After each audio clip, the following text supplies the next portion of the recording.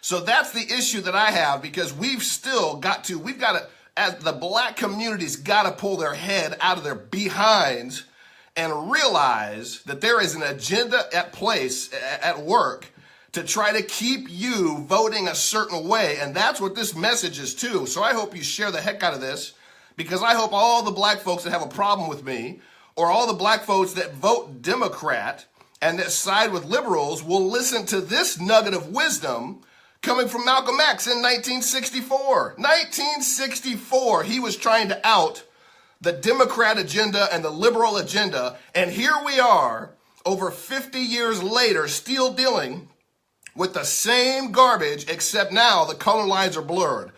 Back then, obviously, most everybody in politics was white. So when he's talking about race, I especially want the black community to hear this, but it goes for everybody. It doesn't matter if you're Latino or Asian or Hispanic or Native American. It does not matter what your race is. The ideology of the Democrat Party and the liberal agenda has not changed. So listen to what Malcom X has to say. This again is in 1964. You're the one who put the present Democratic administration in Washington, D.C. The whites were evenly divided. It was the fact that you threw 80% of your votes behind the Democrats that put the Democrats in the White House. So let me tell you what had just happened. John F. Kennedy had just been assassinated, and Lyndon B. Johnson ran for president, and he's a Democrat, a liberal. He's attributed with having some of the most racist things to say as a president. He is, if you research, again, do your research, folks, LBJ, there's a quote that apparently has never been completely verified, but there's a quote that says, I'll have those N's, those niggers, voting Democrat for 200 years. How? Give them a bunch of free stuff. Give them a bunch of free stuff. There's a quote that is verified where he said, let the lowliest white man feel better about the best black man, and he won't recognize when you're digging into his pockets. LBJ, man, was a Democrat, a liberal that's of the same sheet, of the same skin, of the same cloth of the liberals and Democrats that are still in office. So literally, this is what had just happened. LBJ won by a landslide, and Malcom X he's talking to a predominantly black audience in Cleveland in 1964, people. 1964, he's talking to a predominantly black audience in Cleveland, and he's saying, you are the ones that put this Democrat in office. You are the ones that gave the Democrats the upper hand in the White House. That's what he's talking about. When you see this, you can see that the Negro vote is the key factor. And despite the fact that you are in a position to be the determining factor, what do you get out of it? The Democrats have been in Washington, D.C. only because of the Negro vote. They've been down there 4 years. So it just baffles me as I listen to this. From 1964, he's saying the same thing that you'll hear conservatives point out. The same issues that conservatives point out today. The Democrats were in Washington. They controlled the House and the Senate for 8 years. Democrats were in control for 8 years. Obama, a black man, was in control for 8 years in the White House. Black folks, minorities. What did he do? This is, again, it's like he's talking about Obama.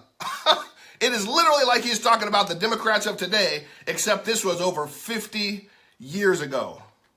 And all other legislation they wanted to bring up, they brought it up and gotten it out of the way, and now they bring up you.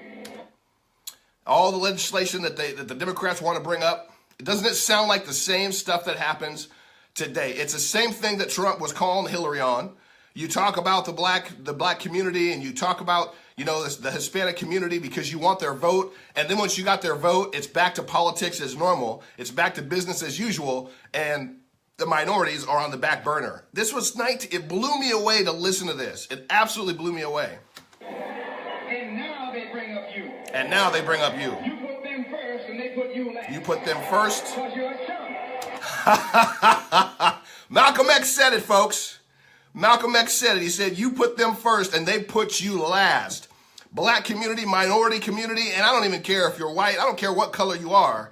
Democrats have their own agenda and they want your votes. And once they get your votes, they put the things that, unless you are a part of that sheepfold, unless you're a part of that liberal agenda that literally wants to do like what California is doing right now, taking the rights away from parents to be able to opt their children out from learning about LGBT issues. There are now textbooks in California that you cannot, as a parent, pull your child out and say, I don't want my child to learn about boy-on-boy sex or girl-on-girl sex. I don't want my kids at early elementary school ages and grades to find out what it means to be a transgendered and have to grow accustomed or used to that when it's a mental disability. It's a mental issue.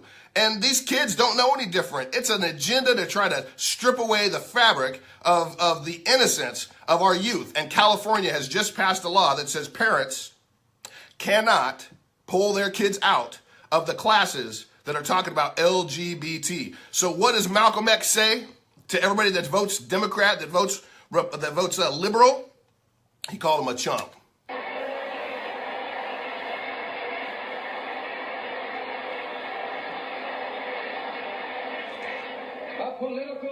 A political chump. In Washington, D.C., in the House of Representatives, there are 257 who are Democrats. Only 177 are Republicans. In the Senate, there are 67 Democrats. Only 33 are Republicans. A Democrat shared Senate and Congress. Two-thirds of the House of Representatives Two-thirds. in the Senate, and still they can't keep their promise to you.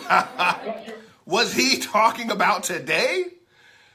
They own 2/3 of Congress and of the Senate, and they still couldn't keep their promises, folks. That was in 1964. What does the black community have to understand? That there is a mindset, there is a lie that's been perpetrated specifically into the black community, just like in Alabama. It blew me away when he's reading the statistics and he said 80% of the black folks voted for LBJ when LBJ just wanted their vote. He didn't want to do anything to help the black community. 96% of the black folks in Alabama voted for the Democrat.